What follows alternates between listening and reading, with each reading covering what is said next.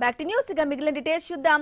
కార్తీక మాసంలో ఒకవైపు శైవ క్షేత్రాల్లో శివనామ స్మరణ, మరోవైపు అయ్యప్ప భక్తుల శరణు ఘోష. భాగ్యనగరిలో ఆధ్యాత్మిక వాతావరణం ఉట్టిపడుతోంది. హైదరాబాద్ లోని ఆలయాలు అయ్యప్ప పీఠాలతో స్వామి శరణు ఘోషతో మార్మోగుతున్నాయి. ఎక్కడి నుంచో అయ్యప్ప మాల వేసుకుని హైదరాబాద్ లో ఉండే స్వాములు చాలా సందర్భాల్లో పూజలకు, భోజనాలకు ఇబ్బందులు పడుతూ ఉంటారు. అలాంటి భక్తులకు కేపీహెచ్బీలోని సరస్వతి ఆలయంలో నిత్యాన్నదానం నిర్వహిస్తున్నారు. అక్కడ గత 15 ఏళ్లుగా ఏటా వేలాది మంది అయ్యప్ప భక్తులకు నిత్యాన్నదానం చేస్తూ గదులు కూడా ఇస్తూ సేవాభావాన్ని చాటుతున్నారు. గుడి చైర్మన్ కొండారెడ్డి తమ దగ్గర 41 రోజులు భిక్ష ఉంటుందని, స్వాములు ఎలాంటి సంకోచం లేకుండా రావచ్చని కొండారెడ్డి గురుస్వామి అంటున్నారు. ఎంతమంది అయ్యప్ప భక్తులు వచ్చినా అక్షయ పాత్రల ప్రతి ఒక్కరిని ఆదరిస్తామన్నారు. పక్క రాష్ట్రం నుంచి వచ్చే స్వాములకు వసతి కల్పించడానికి ఎలాంటి ఇబ్బందులు లేవన్నారు. ధనార్జన లేకుండా అయ్యప్ప స్వామి మీద భక్తితో సేవ చేసే అవకాశంగా భావిస్తున్నామని గుడి చైర్మన్ కొండారెడ్డి గురుస్వామి అంటున్నారు.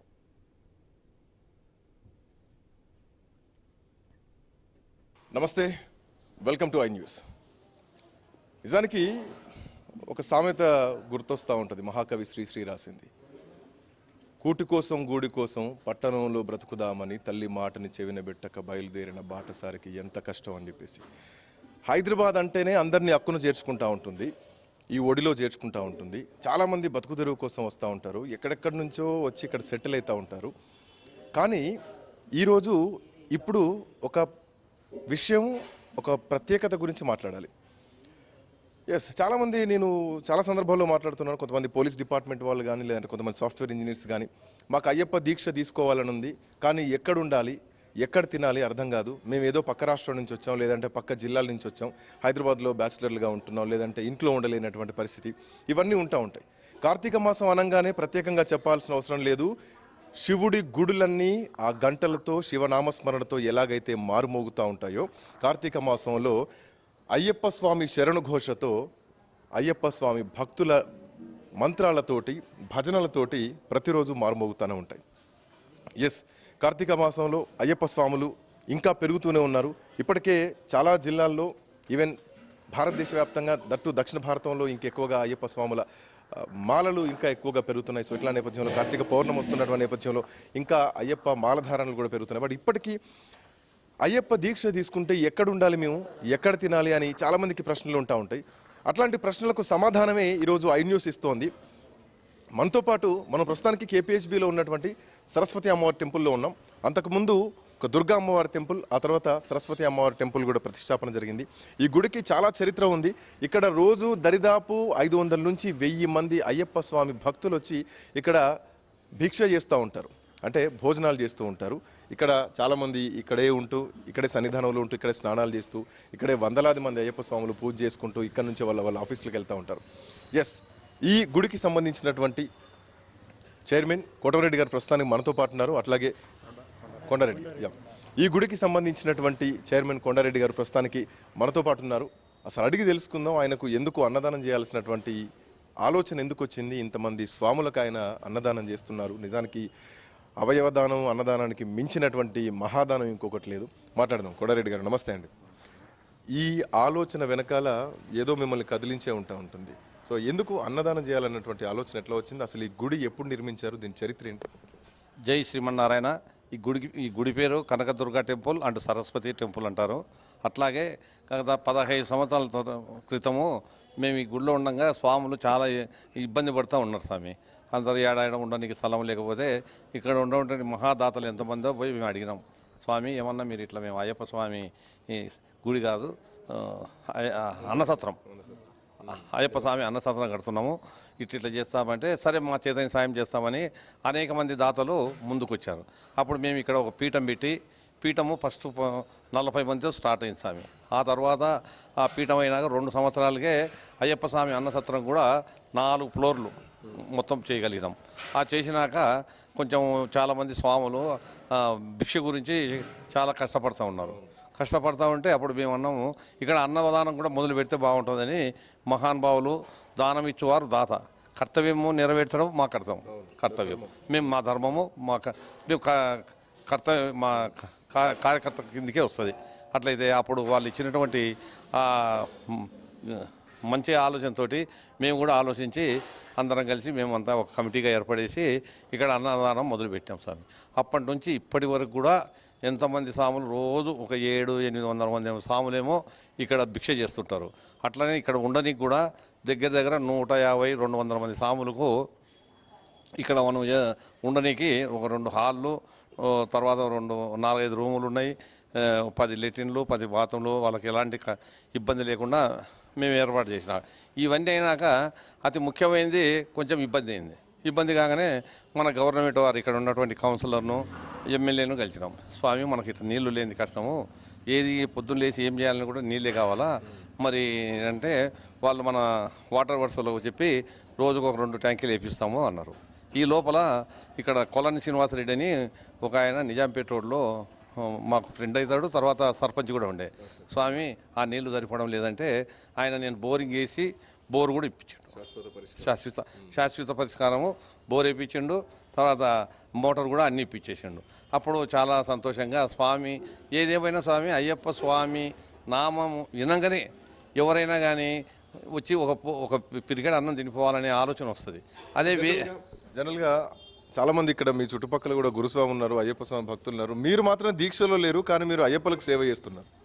అంటే ఇంతకుముందు 14 సంవత్సరాలు అయింది స్వామి నేను కూడా చేసుకోబట్టి ఇప్పుడు కొంచెం లేట్గా వేసుకుందామని ఆగిన, స్వామి. అందు గురించి వచ్చేసి అప్పుడు ఆ పరిష్కారం కూడా అట్లానే జరిగిపోయింది. తర్వాత ఈ అయ్యప్ప స్వామి ఈ విషయానికి వస్తే వేరే ఎవరైనా ఇంట్లో ఫర్ ఎగ్జాంపుల్ మా ఇంట్లోనే మా అబ్బాయి నేను మా వాళ్ళు ఉంటాము, పలానా వాళ్ళ ఇంట్లో సత్యనారాయణ వ్రతం అంటే నీకు పిలిచిండు కదా నువ్వు, నేను నన్ను పిలిచలేను రానంటాను.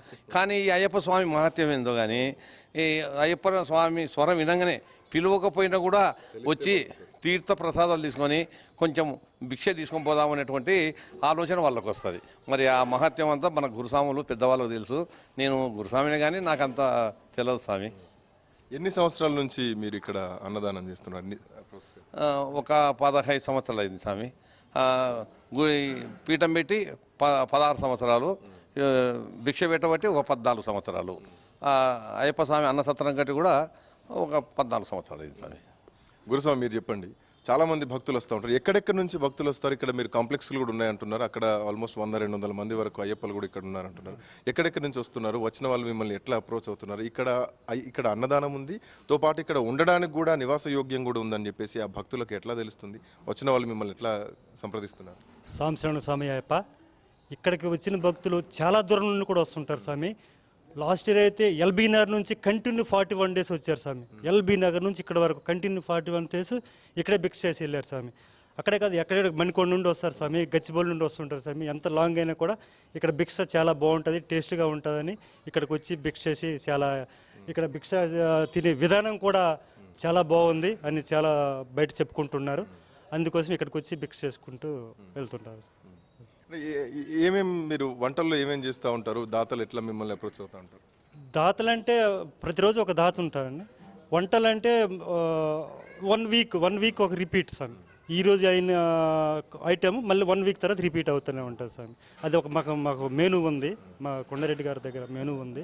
ఆ మెనూ ప్రకారమే ఫాలో అవుతుంది. ఎప్పుడైనా దాతలు లేకపోతే ఇక మీరు ఓన్గా డిసిషన్ తీసుకొని మీరు చేస్తారు. పద్ధతి మాత్రం తప్పదా? క్రమశిక్షణ ఏ పద్ధతి అంతా కంటిన్యూషన్ ఉంటుంది. ఎప్పుడైనా వచ్చిందా స్వామి ఇట్లాంటి, అంటే నిండిపోయారు, లేదు భిక్ష టైం అయిపోయింది, భిక్ష అయిపోయింది, అట్లాంటి పరిస్థితులు? ఎంతమంది వచ్చినా కాదనుకుండా భిక్ష పెట్టే పంపిస్తాం స్వామి. అది ఏందో అయ్యప్ప స్వామి మహత్యం అనుకోవాలి స్వామి. ఎంతమంది వచ్చినా కూడా ఏ ఐటమ్ కూడా తగ్గలేదు స్వామి. ఇప్పుడు 15 సంవత్సరాల నుంచి ఈ ఐటమ్ లేదు అని అనుకోలేదు స్వామి. అన్ని ఐటమ్స్ ఎంతమంది వచ్చినా కూడా మేము భిక్ష పెట్టే పంపించాం స్వామి. స్వామి చెప్పండి, మీ అనుభూతి ఏంటి? ఈ గుళ్ళో ఇక్కడ జరుగుతున్నటువంటి పీఠం కానీ ఇక్కడ పూజలు కానీ మీరు చెందినటువంటి అనుభూతి ఏంటి? స్వామి శరణం అయ్యప్ప స్వామి. మేము 2006 నుంచి ఇక్కడే మాల వేసుకుంటున్నాం స్వామి. అప్పటి నుంచి ఇక్కడే ఉంటాము.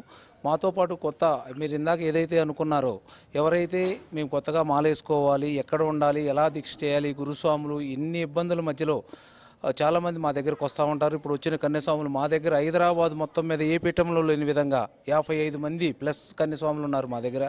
కన్యాస్వాములు ఉండటమంటేనే ఆ పీఠానికి చాలా గొప్ప. ఇక్కడ స్థానబలం చాలా బాగుంటుంది.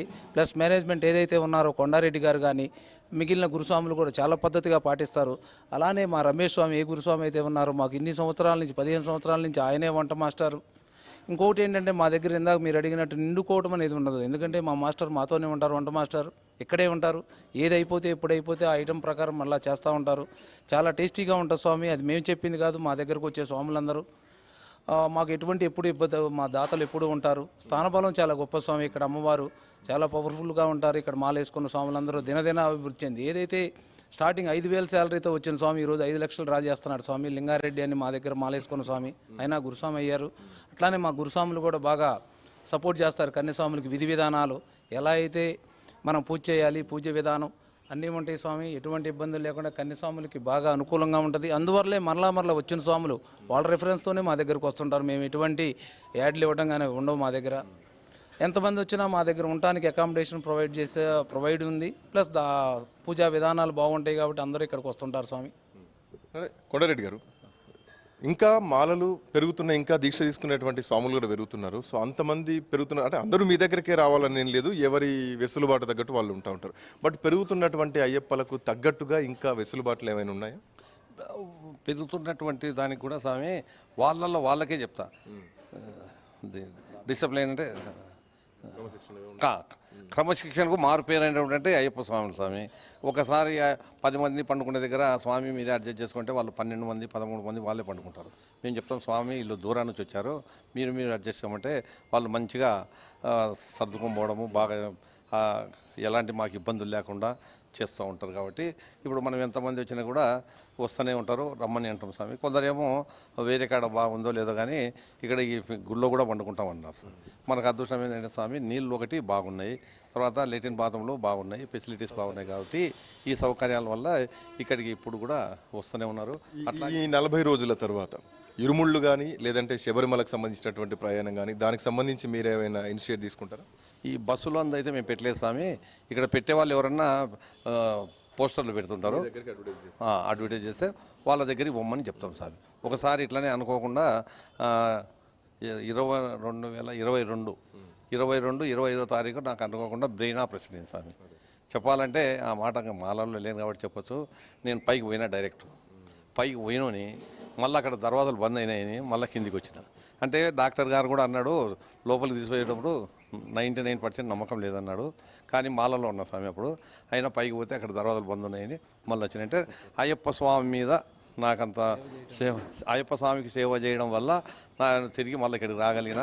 స్వామి కూడా నువ్వు రావాల్సింది ఇక్కడికి ఇప్పుడే లేదు, ఇంకా నీకు టైం ఉంది అని చెప్పాడని నా ఒక నమ్మకం స్వామి.